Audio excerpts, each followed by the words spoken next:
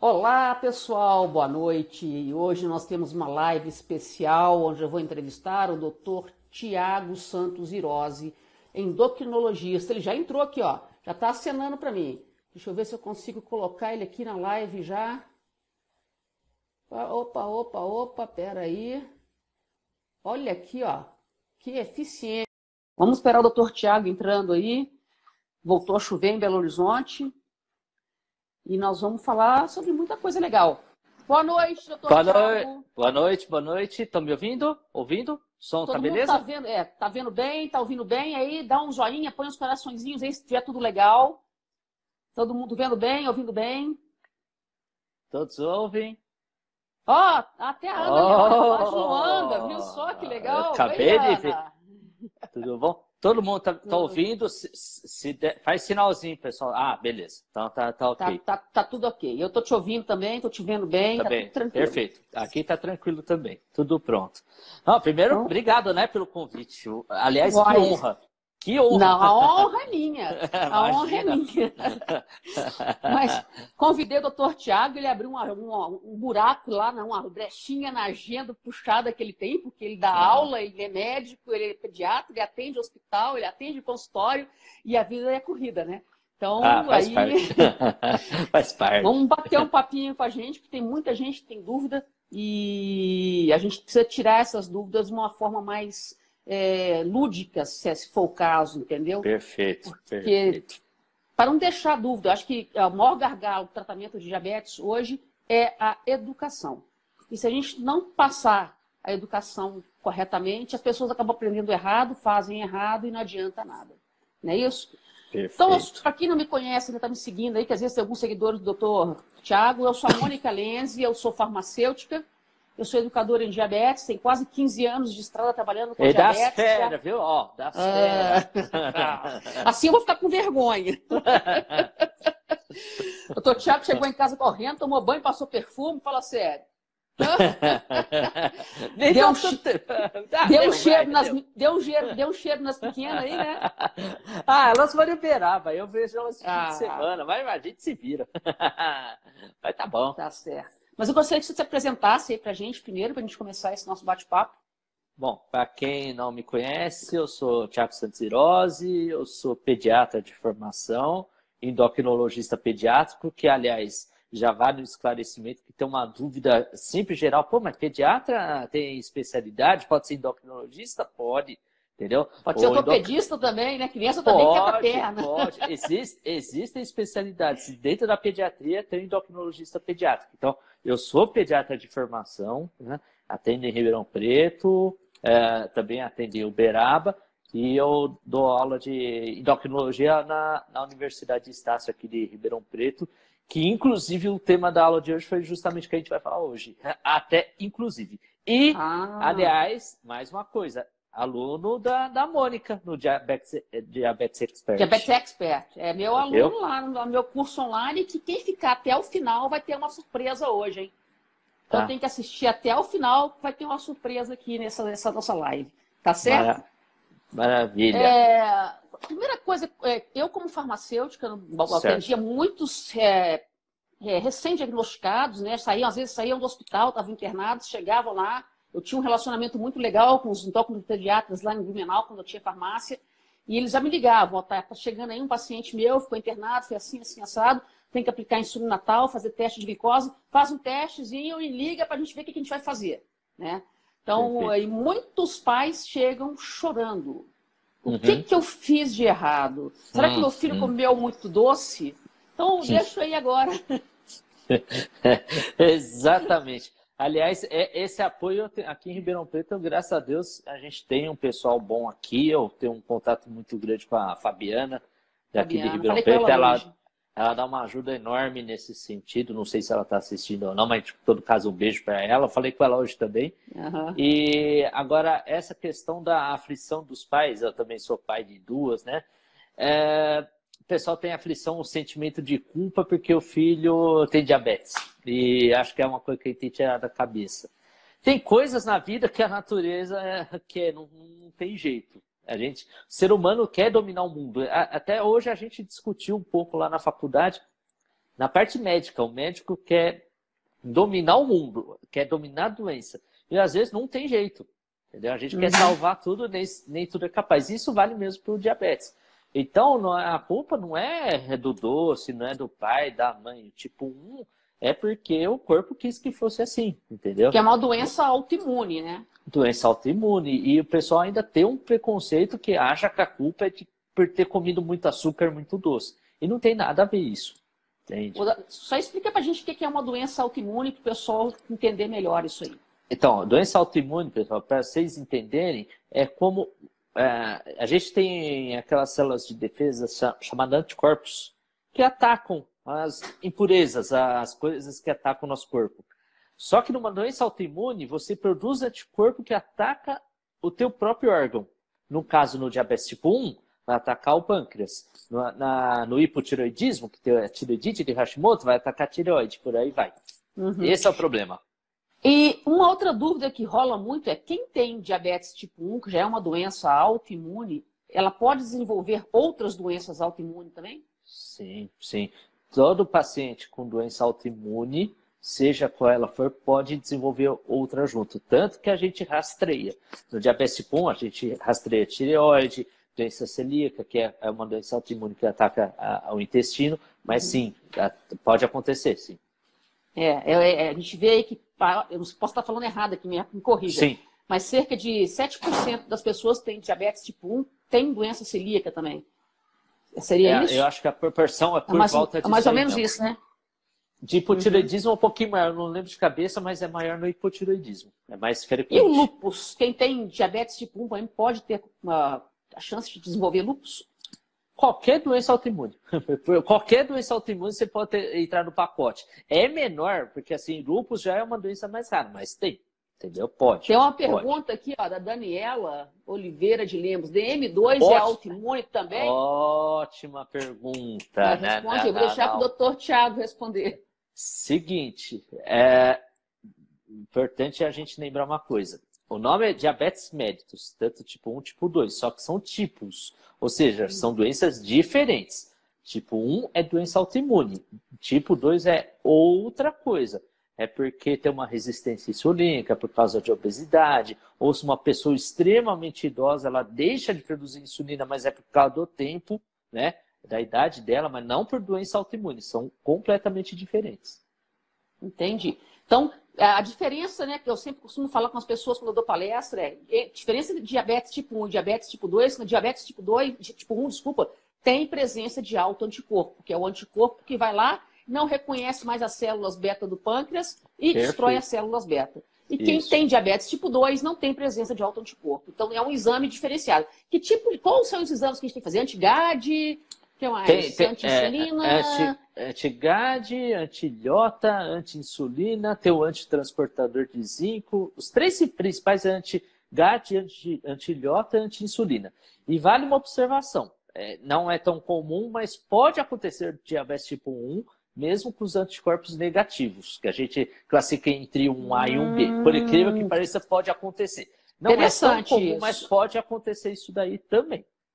E tem crianças também que desenvolvem diabetes tipo MOD, né? Que é uma diabetes, só acho que hereditária, né? Aí é uma doença diferente, é outro tipo de diabetes, que aí tem um gene específico que você levaria a um diabetes, às vezes mais forte, às vezes mais fraco, vamos pôr entre aspas assim, e você tem uma história familiar muito importante. Então são 3, 4 gerações da família, em sequência, tendo um diabetes com um comportamento meio diferente.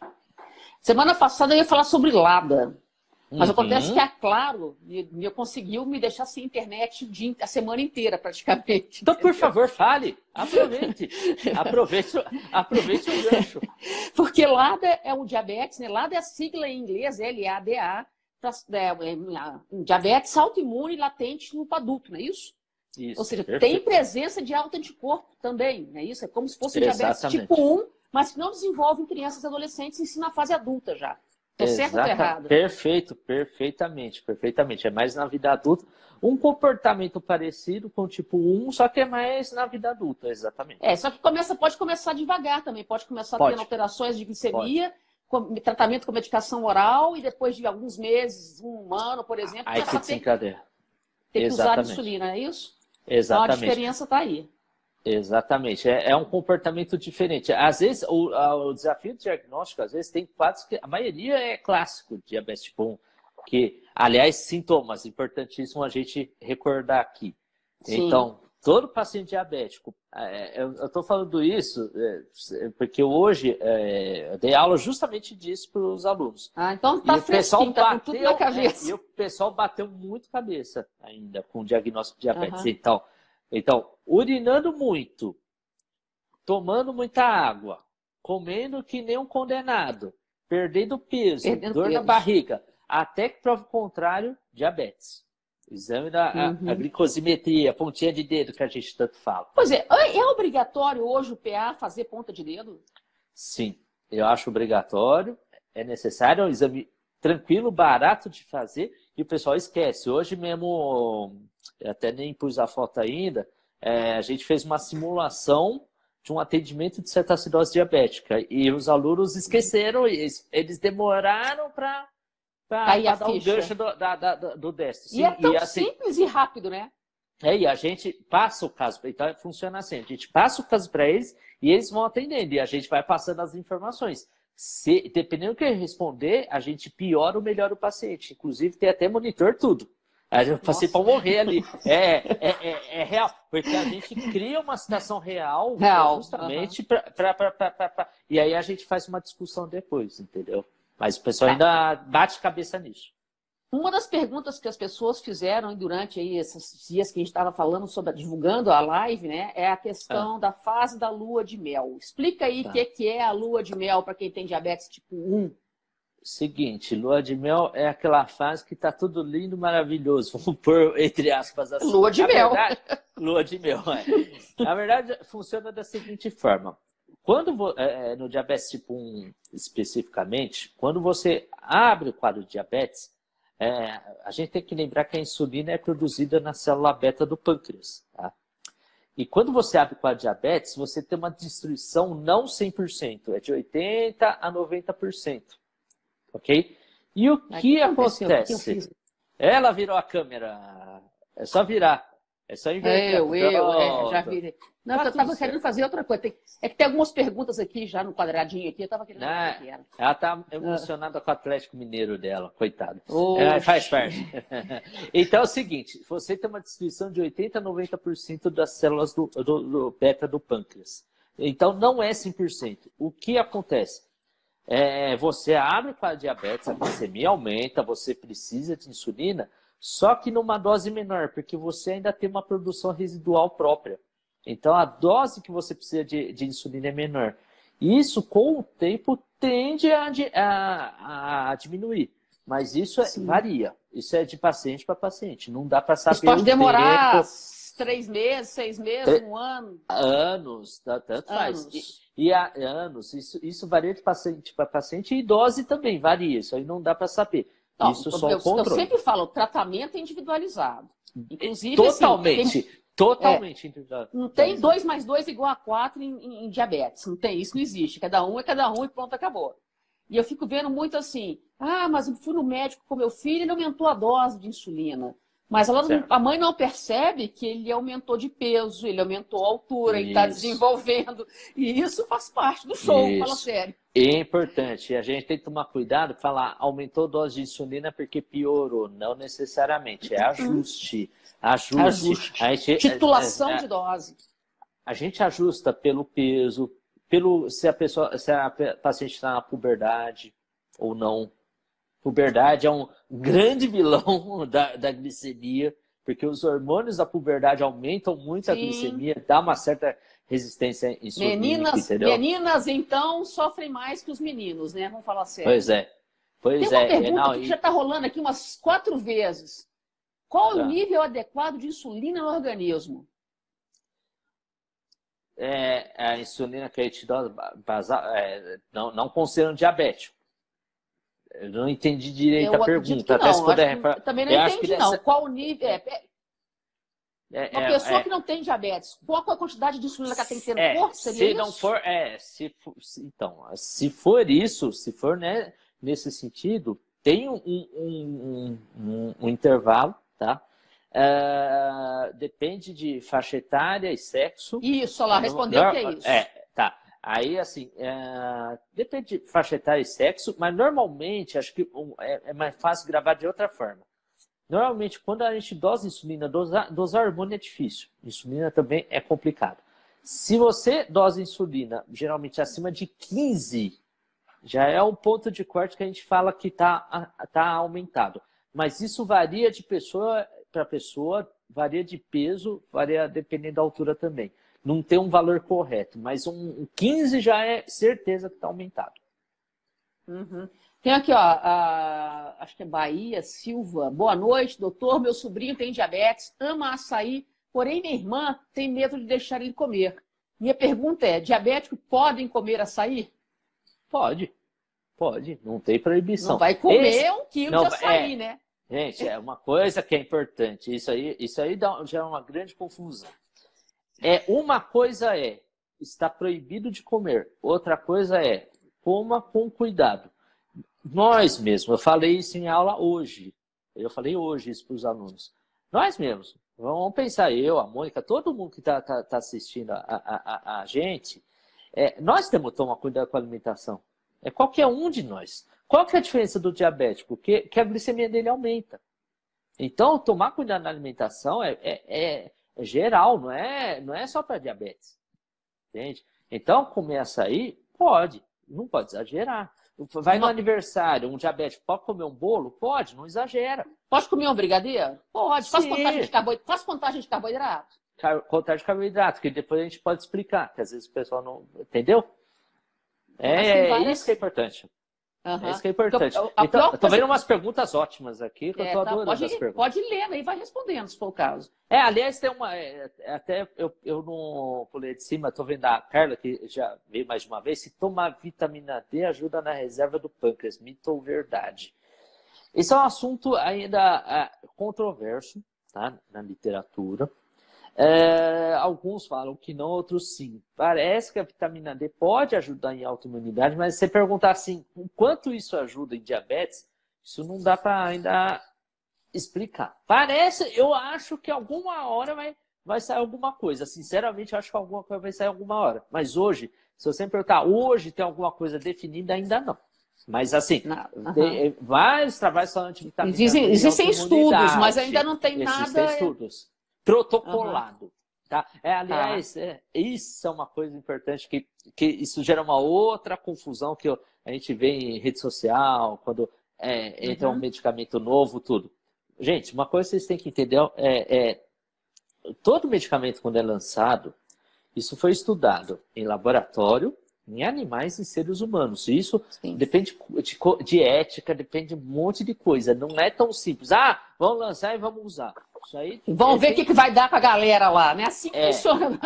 Não é assim. Tem que ter muita certeza para lançar. Entendeu? Não é tão simples assim. Não é tão simples. Né? Então, a gente tem que tomar cuidado. Tomem cuidado com o que vocês leem. Que sai muito mito por aí. Tem sai muita muito cápsula milagroso. Cuidado com milagres. Milagre não existe. Cuidado. O último agora que apareceu aí, um adesivo aí, como é que chama? Diabetes Pet, alguma coisa assim desse tipo, sei lá, um trem lá que é natural. Então, gente, cuidado com isso. Não brinquem com a saúde, por favor. Não brinquem mesmo. Converse com o seu médico, converse com o seu farmacêutico, né? Isso. Importante. Isso é um detalhe que a Mônica levantou. O pessoal tem o costume ainda, aquela coisa cultural de que o médico resolve tudo. O médico ajuda, tem que fazer prescrição, instituir o tratamento, tudo mais. Mas procurem ouvir nutricionista. Tá? Por exemplo, isso dá uma certa confusão. Eu sou endocrinologista infantil, eu não posso prescrever dieta, é proibido. Quem pode prescrever? Nutricionista e nutrólogo. Isso aí há uma discussão entre eles, tudo. Mas, por exemplo, eu, como endócrino, não posso prescrever dieta. E é um outro passo. É um complemento. O tratamento de insulina, ok, beleza. Mas a parte nutricional, nutricionista, farmacêutica ajuda muito. Minha esposa é farmacêutica. Farmacêutica lá no dia a dia, então para dar algumas dicas, que às vezes ele não entende o que a gente fala, o farmacêutico fala numa linguagem mais simples, entendeu? Então, equipe multiprofissional, assim, farmacêutico, educador físico, enfermeiro, nutricionista, médico, o médico não é sozinho, não. E cada macaco no seu galho. Sim, um ajudando o outro, entendeu? É que é muita gente, assim, como eu estou muito em evidência nas redes sociais, na internet, as pessoas, me passam, estou com valor assim, de glicose, fiz o exame no laboratório e tal, tenho diabetes. Conversa com seu médico. Quem faz diagnóstico é o médico. Farmacêutico não faz diagnóstico. O mundo da Isa Quintino mandando oi. Oi, Isa. E tem duas perguntas interessantes aí. Uma da Fiasp e Fiasp, de transplante. vamos falar de Fiasp. Então vamos lá. É o seguinte, Fiasp é uma insulina que vai chegar, acho que no fim, né? Acho que maio, abril ou maio. Acho que o lançamento nacional abril. Lançamento nacional em abril, mas chega na farmácia em maio ou junho, uma coisa assim. Isso, é esse primeiro semestre. Eu sei que esse primeiro semestre ela vai chegar. Vamos lá. É a insulina ultra rápida. Fast Aspart. Tá? Qual que é a grande vantagem dela? Eu tenho 2 pacientes que já importaram e estão usando ela e eu realmente estou vendo essa resposta. E vai ter um terceiro agora na bomba de insulina que vai começar a usar também. Pode ser usado em bomba também. Legal. Pode usar em bomba de insulina. Qual que é a grande vantagem que eu percebi? Eu notei mesmo, eu vi a literatura, percebi, que é o seguinte, que a gente bate muito na tecla da questão de aplicar insulina antes de comer, 15, 20 minutos, que a gente fala várias vezes que o pessoal sempre se complica, porque o pessoal não quer fazer 15, 20 minutos antes, quer fazer na hora ou depois. A gente tem que lembrar que as insulinas, elas têm um início de ação de 15 a 20 minutos. E quando você come, a glicemia já sobe. Então, se você fizer simultaneamente comer e aplicar insulina, a insulina só vai começar a agir 20 minutos depois. A glicemia já foi lá para cima. E uma coisa que a gente tem que lembrar é que a gente aplica a insulina não é direto no sangue, é no subcutâneo, que é aquela gordurinha que fica entre a pele e o músculo, e até ela atingir o sangue, para poder começar a agir, leva um tempo. Leva um tempo. E agora, a Fiasp, que é a Fast Aspart, essa sim vai poder fazer simultaneamente com a alimentação. E pelo menos até agora, os pacientes que eu vi, 2 e vai ter um terceiro, resposta super positiva. E por que eu estou falando? E por que eu estou falando isso? Porque você controlar uma glicemia agora vira um efeito dominó, é um efeito cascata. Não é isolado. Você empurra todo o processo para melhora. Inclusive, como eu estou com ela na mão, que é a Fresa, né? Faz sabor. Que é a insulina inalável, né? E eu tinha até esqueci de pegar, eu tenho o inalador da Exubera, pra você ter ideia. Nossa Senhora. Esqueci de pegar. Esse Nossa Senhora corta. Deixa pra lá. Mas um dia eu vou mostrar. Não, porque ele é desse tamanho. Não dá nem pra mostrar aqui. Tem que pegar lá dentro. Agora eu não vou conseguir hoje. Mas um dia eu vou mostrar. Tem uma cápsulazinha que você abre, tem uma cápsula, a insulina está aqui dentro. Se a gente for contar a insulina injetada, a gente injeta no subcutâneo para até ela chegar no sangue, essa aqui ela vai ser aspirada e vai chegar nos alvéolos. Ela tem o tamanho da partícula com o peso correto para poder depositar nos alvéolos. E se a gente for pegar o pulmão... Mônica, aproveita... Só uma coisa, explica para Carla por que não foi liberado para abaixo de 18 anos. Tem uma pergunta importante nela. Eu só acabar de falar um negócio, meu raciocínio aqui. Se a gente for olhar, o tamanho do pulmão é o tamanho de uma quadra de tênis. Então imagina isso absorvendo. Então você aspirou. E ela já entra em contato, já vai para o sangue ali em menos de 1 minuto e começa a fazer efeito rápido também. Então você pode usar ela antes da refeição. Não foi liberada para crianças a menores de 18 anos. Eu até questionei isso quando eu estava no lançamento. Se a gente for fazer bombinha de asma numa criança, por exemplo, tem que ter espaçador. Como é que você vai controlar a criança dela fazer a aspiração correta? Que a gente fala que ela é inalável, mas ela é aspirada. Você tira essa tampinha aqui. Você consegue mostrar aí? Consigo. Então, mostra, pessoal. Acho que é legal mostrar para entender qual que é a situação, entendeu? Tá aqui, ó. Você vai colocar essa cápsula aqui dentro. E vai fechar. Tá dando para ver aqui? Eu coloquei a cápsula aqui, encaixou. Perfeito. Vai fechar. Vou tirar aqui o protetor e vou apertar. Ó, me fiz errado aqui. Apertou, com ela na boca já, e já aspira. Então, são condições que uma criança não vai conseguir fazer sozinha, né? Quantas crianças aplicam insulina sozinha injetáveis? Eu tenho uma senhora que me segue, que é avó de uma criança, que sempre fala, meu filho, meu neto não vai para a excursão porque ele tem 9 anos, sabe aplicar insulina e ele se sente inseguro.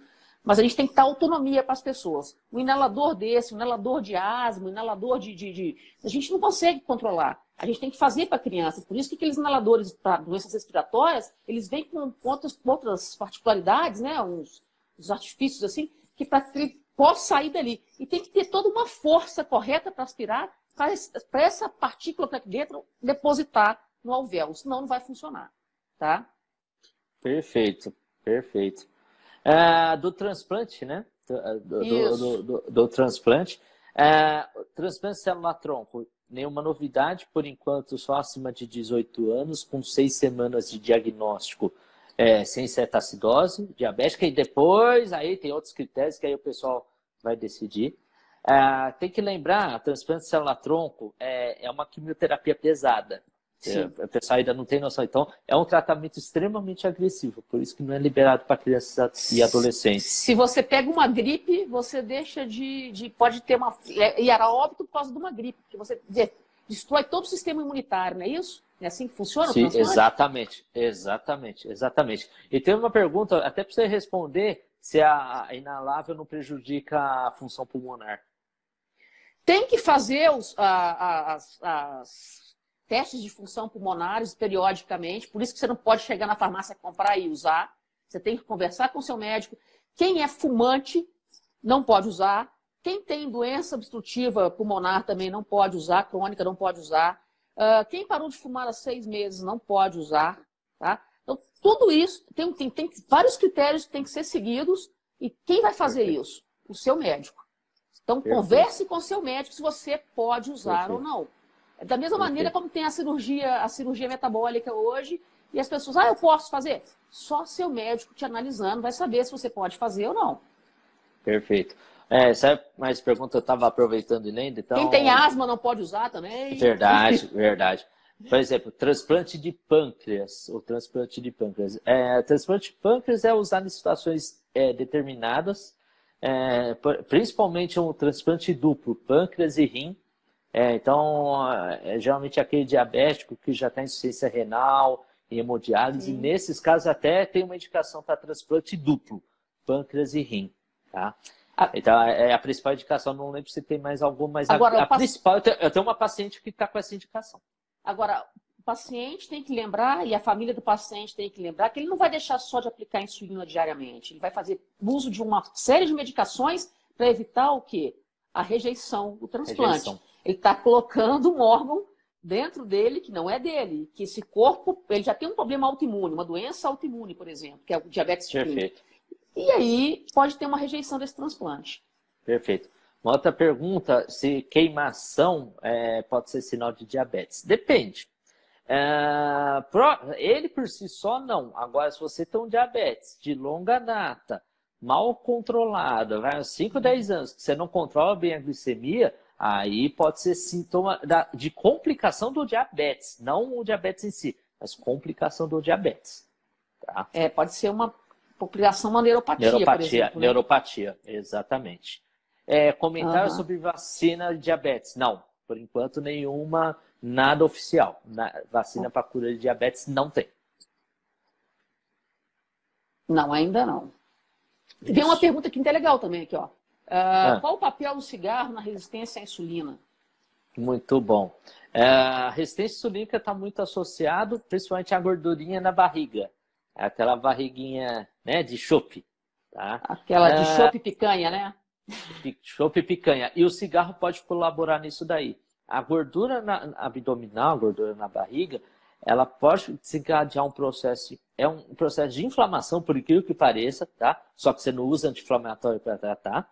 É uma inflamação no corpo que faz com que haja dificuldade na ação da insulina e você tenha uma resistência insulínica. E o cigarro colabora diretamente nisso. Certo. Tem uma pergunta aqui que achei legal, eu vou responder como farmacêutico. Por que a Lantus arde na pele? Toda insulina aplicada gelada vai causar uma dor.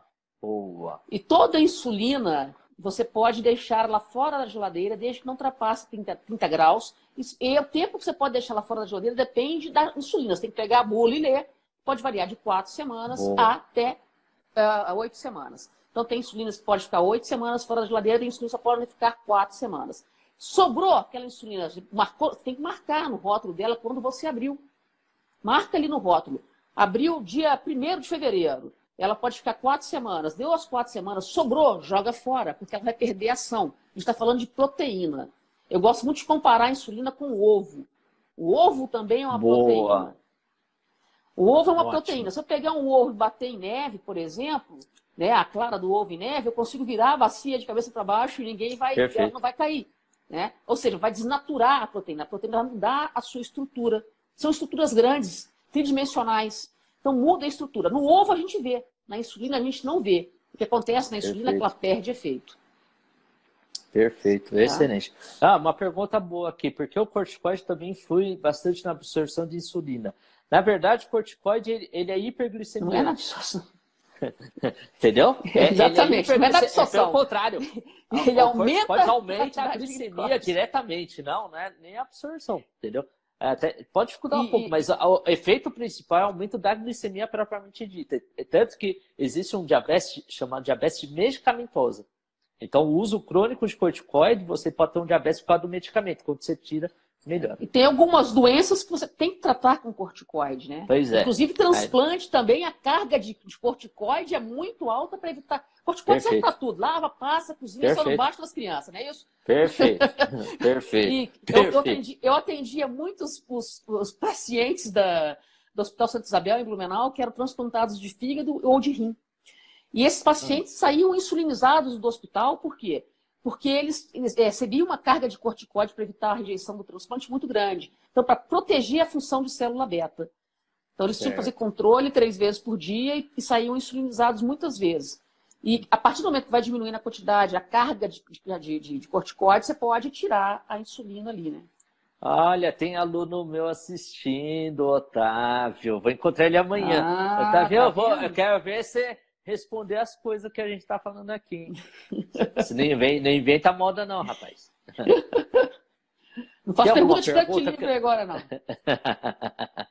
Tem alguma pergunta que a gente não fez? Cigarro, diabetes, complicações. Na verdade, Paula, na verdade é a complicação principalmente aumento de resistência insulínica, diabetes tipo 2 e cigarro aumenta o risco de infarto e derrame, que a gente esquece que coração e diabetes andam juntos. Andam juntos. Fez juntos e misturados. Então, quem tem diabetes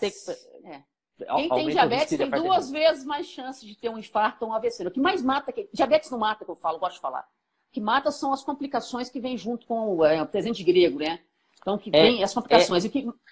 E o que mais mata são os eventos cardiovasculares, não é isso? A grande dificuldade acho que em diabetes e outras doenças, assim, que você não manifesta muito sintoma, vamos por assim, acho que é o jeito mais certo de falar. Então, você tem uma glicemia de 200, não quer dizer que você vai ter sintomas.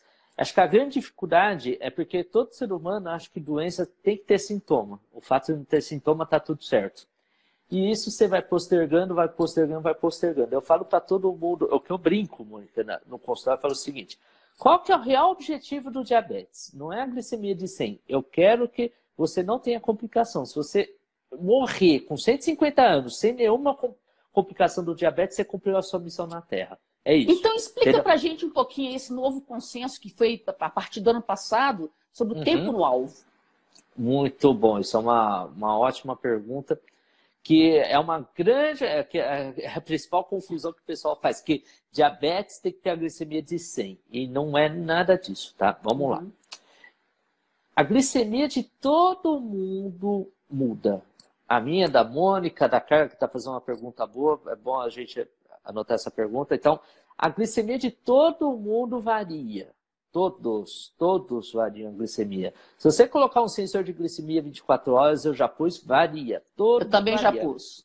Qual que é a diferença no diabético? Que ele ou não produz insulina ou não age. Então, ela vai subir.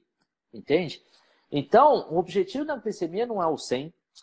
E até a hemoglobina glicada, para diagnóstico ok, mas para controle, principalmente, a gente tem que tomar um pouquinho de cuidado, porque tem algumas armadilhas na hemoglobina glicada. Porque a hemoglobina glicada é média de glicemia, média aritmética. Média aritmética, se a gente lembrar da escola, eu brinco, soma por divisão. Você vê pontos, você não vê evolução. Então, a gente pode ter 2 pacientes diferentes com hemoglobina glicada de 7, mas que tem muitos eventos de hiper e de hipo e você não consegue perceber isso. Exatamente. Paciente com hipoglicemia pode ter uma hemoglobina falsamente normal, glicada normal. Um paciente anêmico, uma hemoglobina glicada normal. Então, existe o tempo no alvo, que nada mais é que o seguinte. Os pesquisadores pegaram um mínimo e um máximo de glicemia e falaram assim, ó, se o paciente ficar tantos por cento do tempo nesse período, sem ter muita hiper, a chance de ter complicação é praticamente nula. Então, hoje a gente fala o tempo no alvo, que seria entre 70 mg por decilitro e 180 mg por decilitro. Então, 70 e 180. Dentro daquela faixa ali? Naquela faixa. Se você ficar pelo menos 70% do tempo, entre 70 e 180, com menos de 4% de hipoglicemia e o mínimo de hiperglicemia, a chance de complicação é mínima. Prestem atenção que eu não falei 100%, tá? E não quer dizer se a pessoa tivesse 60% que a casa caiu. Isso diabetes é uma doença extremamente dinâmica. O pessoal quer ver número. Esse é o grande problema. A gente tem que parar de ver, tem que ver o todo e a dinâmica do processo. E uma coisa que eu falo é que não tem comparação de um paciente com o outro. São todos diferentes. E qualquer melhora é bem-vinda. Toda melhora é bem-vinda. Tem gente que fica triste, a gente tem que comemorar. Tem melhores, 1%, 2%. Ajuda muito, muito, muito, muito, muito. Então, gente, toma cuidado, porque hoje estamos numa fase de competição. Parece que está competindo melhor glicada, melhor tempo novo. Calma, cada um é cada um. Tá? Exatamente. Tomem bastante cuidado. E observação, crianças pequenas, idosos, a gente considera o tempo no alvo até 50%, que eles são mais lábeis. Sim. A gente tem que evitar hipoglicemia tanto em criança como nos idosos também. Perfeito, perfeito. Então a gente tem um range maior ali, um intervalo maior, uma tolerância maior. Não é isso? Exatamente, exatamente, exatamente. O que mais tem de pergunta? Até não consegui ler. Tem alguma pergunta? Tem uma aqui. Neuropatia periférica pode regredir com um bom controle glicêmico, da Daniela Oliveira. Tem tratamento para segurar. Às vezes não vou falar regredir, mas, por exemplo, um bom controle glicêmico minimiza sintomas e evita progressão. Acho que é mais fácil falar assim. Além de minimizar sintomas, você evita progressão. Não digo nem regressão, evita progressão. Acho que é mais fácil falar dessa forma. Gente, quem ficar até o final aí, ó, tem a surpresa, hein, ainda hoje, hein? Espera aí, hein? Pode falar. Insulina tem efeito colateral. Eu ponho até um slide de brincadeira, uma criança xingando. Sabe qual é o efeito colateral da insulina? Hipoglicemia desde que você aplique dose exagerada, é isso. Na verdade, a insulina não se alimente. Não se alimenta. Na verdade, a insulina não tem efeito colateral. Alergia tem descrição, mas assim, não é comum. Você vê muito. É muito raro. Quando as insulinas eram de origem animal, bovina e suína, era mais fácil de acontecer. Né? Mas hoje, com DNA recombinante, isso não acontece muito. Muito raro. Só para explicar para vocês, antes era insulina bovina, suína, né? Do humano.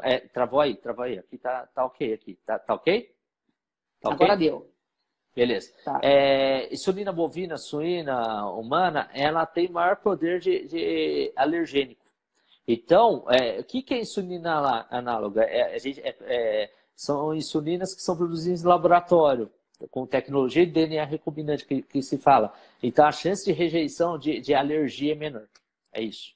Tá? Só para vocês entenderem. Você pega um ser vivo, né, uma levedura, uma bactéria, tira o núcleo dela ali, o DNA dela, e coloca um pedaço de DNA humano que vai produzir 24 horas por dia, 7 dias por semana, 30 dias por mês, a insulina humana como ela é. Exatamente. É assim que funciona. São fábricas que não param de trabalhar. Não entra em greve, né? Que a aula da minha filha começou ontem, já entrou em greve hoje, então Se deixar de fumar aqui, ó. Deixar de fumar poderá diminuir a resistência à glicemia? Deixar de fumar. Pode. Perder peso. Vai lá. Perder peso, né? Diminuir a gordura, diminui a cintura, diminuir a gordura abdominal. Fazer atividade física. Mudança do estilo de vida. Esse é o nome que a gente oficialmente fala. E uma coisa que eu falo é a seguinte: se ter uma alimentação balanceada e ter atividade física regular não é privilégio de quem tem diabetes. Todos nós precisamos ter isso. Perfeito, exatamente. Todos nós, né? Então não tem essa. Todos nós. Quem tem uma vida saudável tem. Estão perguntando aqui, efeito do alvorecer interfere para todos? Sim, para quem tiver, sim, interfere. A gente tem que lembrar que as pessoas são diferentes, então nem todo mundo vai ter efeito do alvorecer. Para quem tem, sim, interfere, sim. Ah, tem uma pergunta legal aqui. Medir glicemia às 3 da manhã, é preciso quantas vezes na semana? Bom, eu vou falar da seguinte forma, pensando em diabetes tipo 1, quanto mais melhor. Eu vou te falar por quê. Eu sei, é ruim? Mas qual que é o grande problema que a gente enfrenta que tem que tomar cuidado? Hipoglicemia na madrugada, que é um fenômeno perigoso. Então, por isso que a gente pede a glicemia das 3 da manhã. Quanto mais puder fazer, é melhor. Para você diminuir o risco de hipoglicemia na madrugada, que você vai ter uma hipoglicemia dormindo. Aí você pode ser potencialmente fatal. É por isso. Uhum. Tem mais pergunta aí? Estou escrevendo um negócio aqui nos comentários. Deixa eu ver aqui. Utilizo medicamento novo, Jardiance. Utilizo medicamento novo. Não é que pode. Cíntia, você está usando Jardiance para quê? Para diabetes? Porque assim, o Jardiance não é para mascarar a glicemia. Só uma coisa que é importante. É uma classe chamada de inibidor de SGLT2, que a gente fala. Na verdade, ele elimina a glicose pela urina. Tanto que você começa a urinar mais. Mas não é para mascarar a glicemia. Ele diminui a glicemia propriamente dita. Ajuda na perda de peso também, né? Também. É um efeito colateral, é um efeito indireto. Oficialmente, por bula, Jardiance é para perder peso? Não. Mas é um efeito que a gente encontra. Uhum. Tá. Boa. Ó. Dieta low carb. Ser indicada para criança. Até vou fazer uma aula sábado em São Paulo para uma pós-graduação de nutrologia a respeito. Até peguei literatura a respeito. Bom, vamos lá. O pessoal usa muito a estratégia do low carb em diabetes, porque é um menor consumo de carboidratos, né? Então, comendo menos carboidratos, teoricamente vai aumentar menos a glicemia. Tá? Existem alguns tipos de dieta que às vezes são falso low carb. Às vezes você diminui caloria, mas a porcentagem de carboidrato não diminui. Então é um falso low carb. O low carb, você diminui realmente carboidrato na porcentagem. Que em média a gente come 50% a 55% e você diminui low carb. E dependendo da quantidade de restrição, você faz um low carb, um very low carb, ou até vira até um cetogênico, zero carboidrato, zero carb, né? Uhum. Muito bom. Pode fazer em criança? A gente tem que tomar cuidado com o seguinte, até pode, desde que você tenha acompanhamento de perto com nutricionista ou nutrólogo. Por quê? Se você exagerar na retirada de carboidrato numa criança, a gente tem que lembrar que carboidrato envolve crescimento fonte de energia, e desenvolvimento né? dela. Então, você envolve crescimento e desenvolvimento. Então, tem que ser muito bem feito o low carb para ter uma substituição adequada e não prejudicar o crescimento e desenvolvimento dela. Tá? Então, tem que tomar muito cuidado. A literatura é controversa. Alguns sabem que funciona, outros não. Eu vi de tudo. Tá? Mas o consenso geral é o seguinte, é de paciente para paciente. E low carb, eu vou falar para vocês, não é uma dieta fácil de fazer, porque o brasileiro adora carboidrato, então, e principalmente criança. Então, tirar carboidrato, restringir carboidrato, diminuir, nem sempre é tão simples. Então, você tem que sentir muito a pessoa. Tá? Acho que não é todo mundo que é capaz. Você pode ter uma alimentação que te dá prazer e que não vai alterar na sua glicemia. Exatamente. Tem uma pergunta aqui, acho que é do Vinícius, tem uma filha de 9 anos, né, que deu 1.3, e tem seletividade alimentar e come muito carboidrato. Isso interfere no controle glicêmico? O carboidrato vai interferir diretamente no controle glicêmico, né? Uhum, exatamente. E outra aqui, ó, comer de 3 em 3 horas é preciso manter certinho. Esse 3 em 3 horas é controverso, tá? Na verdade, são as refeições, café, almoço, jantar e os pequenos lanches, mas não precisa ter necessariamente 3 em 3 horas, tá? E teve uma outra pergunta aqui em cima. Alimento diet light ou zero açúcar, o que seria melhor? Comida de verdade. Gostei dessa pergunta, mas antes eu quero ver uma pergunta. Qual é o ideal para dormir com a glicose? Varia de paciente para paciente, mas em média a gente fala para dormir uns 140, 160. A gente não pede para dormir com 100, com 80, que aumenta o risco de hipoglicemia. Mas geralmente 160, 180, mas 160 é um valorzinho interessante. E diet light e zero açúcar é outra confusão que todo mundo faz. Diet. Pode falar. Só para fazer a definição. Diet não é retirar carboidrato. Diet é você retirar um elemento. Então, por exemplo, eu tenho um elemento que eu tiro gordura, zero gordura. É diet. Eu tiro light, sódio. É diet. Tiro sódio, é diet. É zero açúcar, você tira o açúcar. Mas não necessariamente é diet. Light, você diminui caloria. Isso. Entendeu? Se a gente comparar o mesmo alimento, vai começar a olhar no supermercado rótulo, gente, olhar as informações nutricionais atrás. Se você começar a olhar mesmo o chocolate, por exemplo, que ele tem ele diet, tem ele normal com açúcar, você vai ver que o diet tem mais calorias do que o que não é diet. Porque ele tem mais gordura. Inclusive, a gente emenda a pergunta dos integrais, sim ou não. Integral, você tem uma liberação de carboidrato mais lenta, só que às vezes a quantidade de carboidrato é maior. Então, você pode fazer uma glicemia maior também. Então, integrais depende do tipo de alimento. É por isso que a gente insiste no nutricionista ou nutrólogo para justamente fazer o mapeamento do perfil dietético da pessoa. E fazer porque você vai ter que se alimentar a quantidade de calorias que você consome no seu dia a dia. Eu vou falar assim, que você consome, se alimentou aquele tanto, mas você também gasta calorias nas suas atividades diárias. Por isso que é importante o nutrólogo, o nutricionista, fazer um cardápio que fica adaptado para as coisas que você gosta e junto com a quantidade de gasto calórico que você tem. Então, não tem... Isso é importante. Uma coisa que a gente tem que respeitar na alimentação é cultura das pessoas. Questão financeira, gente. Não é porque o alimento é mais caro que é melhor. Toma muito cuidado com isso daí, sabe? Tem gente que eu vejo fazer dívidas porque gastou dinheirão com alimentos caros. Não compensa. Tem que se voltar para a sua realidade. Sabe o que eu costumo falar? Mora em casa, tem quintal? Planta uma horta. Você está fazendo duas coisas. Está fazendo atividade física e está tendo alimentos orgânicos dentro de casa, alimentos saudáveis. Entendeu?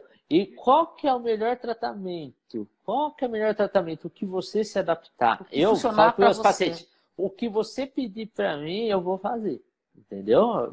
É claro que se eu perceber que alguma coisa vai fugir muita regra, ok, aí não dá muito certo. Mas eu falo, o que você prefere? Uma picada, duas? Não sei, eu vou me adaptar a você. Eu quero que vocês se sintam bem. O paciente tem que se sentir bem. Sim, entendeu? Não tem que ficar só cômodo para mim, tem que ficar cômodo principalmente para o paciente, para a família. Teve uma pergunta aqui que eu quero falar como farmacêutica, que é se Lantus e Humalog deve ter a mesma dose. São duas insulinas de ações diferentes. A Lantus é uma insulina de ação basal que ela age entre as refeições. E a Humalog é uma insulina de ação ultra rápida que ela vai agir após a refeição. E quando a gente se alimenta, a gente também tem uma hiperglicemia. Todo mundo tem. E todo mundo precisa de insulina para viver, até quem não tem diabetes. Só que quem não tem diabetes, o pâncreas funciona e libera essa insulina necessária. Então, todos nós precisamos de insulina. Sobre aquela questão do efeito colateral, por exemplo, eu falo, insulina é vida. É o melhor medicamento, é o mais antigo, é o que tem menos efeito colateral, porque não tem nenhum, só a hipoglicemia. E o único defeito dela é que ela é injetável. Então, assim, não existe ainda uma insulina oral, mas quem sabe a gente chega lá. Ó quem chegou aí, ó. Quer assistir, aparece. Daí, eu vou chamar o Lucas Prato. Lucas Prato, meu cachorro chama Lucas Prato. Nossa senhora, oi, olha lá, tá com saudade. A surpresa que eu deixei aqui para vocês é o seguinte. O doutor Tiago é meu aluno no meu curso online, pode falar aí como é que me conheceu, por favor. Eu vou deixar um link para vocês com desconto hoje aí, até quinta-feira, tá? Então vocês clicam, eu vou deixar na bio também esse desconto para vocês fazerem a inscrição agora. Agora conta aí o que modificou, o que valeu a pena fazer um médico, fazer um curso com a farmacêutica? Sim, vale a pena. Fiz o Educando Educadores pela DJ, fiz o Diabetes Expert e assim, ainda se tem uma certa cultura de que o médico é o detentor do saber. Ainda é uma cultura que a gente tem que tomar um pouquinho de cuidado, tá? Certas coisas em educação e diabetes, muitas coisas o farmacêutico sabe muito mais que a gente, sabe? Então, acho que integrar as especialidades é muito importante. Então, todo mundo tem que conversar entre si. Então, fazer o Diabetes Expert, eu fiz o Educando Educadores, justamente para ver outras linguagens de outras áreas. Que a gente tem que outras visões. Não é inimigo. Um está ajudando o outro, entendeu? Por exemplo, eu vou prescrever. Aí, de repente, vai falar assim, é a melhor forma de aplicar assim, assim, assim, assim. Depende de cada pessoa. Então, a gente trabalhando unido facilita muito mais. E acho que o curso facilita nesse sentido. E eu recomendo o médico fazer, entendeu? Infelizmente, não sei, Mônica, qual que é a tua impressão no teu curso tal, mas eu no Educando Educadores eu fiz em 2014, era eu e mais um médico só. Eu fiz em 2011, fiz em Florianópolis, morava em Blumenau na época. E tinha eu e a Fabiana, de farmacêuticos. Só 2 farmacêuticos? Eu e a Fabiana. Fizemos juntas. E médico a maioria, tinha? Médico tinha alguns, não lembro de falar quantos, tinham alguns, mas a maioria é enfermeiro e nutricionista. E a gente tem que modificar essa equipe multidisciplinar. Porque Sim. Se você for parar para pensar, quantas vezes você vai no médico por ano? 1, 2, 3, o paciente vai ao médico. Quantas vezes ele entra na farmácia em um ano? Então, ele entra na farmácia pelo menos uma vez por mês para pegar o insumo, para comprar algum insumo, comprar alguma coisa. Nem que seja um sabonete, né? Então, o profissional de saúde mais próximo hoje, eu acho, do paciente é o farmacêutico. E orientar. Eu estou com os brinquedinhos que eu trouxe aqui, não deu nem tempo de mostrar, mas depois a gente mostra outro dia, né? As tecnologias aqui que a gente estão surgindo aí agora, mas essas tecnologias, se não forem bem orientadas para serem usadas, não adianta nada. Concorda? Concordo plenamente, justo. E tecnologia veio para ajudar. Às vezes o pessoal reclamar é caro. Gente, eu entendo a questão da situação financeira do país e tal. Só que assim, para montar esse tipo de tecnologia também não é barato. Então, não é barato. Não dá para fazer tudo de graça, tá? Eu vi 2 perguntas que eu gostaria de responder. Uma pergunta do guardar o dente para célula-tronco de um pai. Eu gostei da pergunta dele. Eu acho que é válido. Tá? É válido, mas lembrando que para transplante celular-tronco em diabetes tipo 1, hoje é 18 anos com 6 semanas de diagnóstico sem cetoacidose diabética, tá? E a outra pergunta da Eliane eu achei muito interessante, se algum dia vai existir alguma insulina que não fosse injetável. Tem inalável, inalável. já tá no mercado, e oral, que acho que deve ser a pergunta dela, a grande dificuldade da insulina oral é que a insulina, se você tomar puramente, ela vai ser degradada no estômago. Pelo ácido clorídrico. Então você teria que criar um revestimento para evitar isso. Lucas Prato deu vida, ó. Só que assim, isso é muito caro, é uma tecnologia muito cara. Então por isso que ainda não Aí fizeram. Alguém pode falar assim, mas existem tecnologias hoje que eu posso pegar o medicamento, passar pelo suco gástrico, ele não vai desintegrar no estômago, mas ele vai passar para o intestino. Mas essa questão na hora que ele chegar no intestino e a absorção dele, não tem como controlar ainda. Então, isso também é uma dificuldade, dificulta um pouco, exatamente, não é isso? Exatamente. Então, montar essa tecnologia aqui é difícil. Não é que o pessoal não quer. Às vezes o pessoal fala assim, a indústria não está nem aí. Não é isso, gente. Não é fácil, entendeu? A gente tem que ter responsabilidade nas coisas que se coloca, entendeu? Não é assim que... Aí, eu também tenho, ó. Aí, ó. Lucas Prato, gostei dele. Figura, hein? Então, a gente tem que criar responsabilidade, gente, porque a gente não pode inventar coisa. Não adianta também eu te dar uma Ferrari, vai lá e dirige, se eu não te ensinar a dirigir. Por isso que eu falo, a gente hoje, todos os profissionais que trabalham com diabetes têm que ser educadores. Por exemplo, a bomba de insulina, que é uma Ferrari. Só que se você não souber guiar ela... Não vai adiantar nada. Não adianta. Não vai resolver a sua vida. Não é isso? Adianta, não adianta, exatamente. Aí, mais aluno meu assistindo, aí que belezinha. Então... Que bom. Fala bem, que eu dou aula boa na Estácio, pelo menos, né? Puxa meu saco aí, faz favor.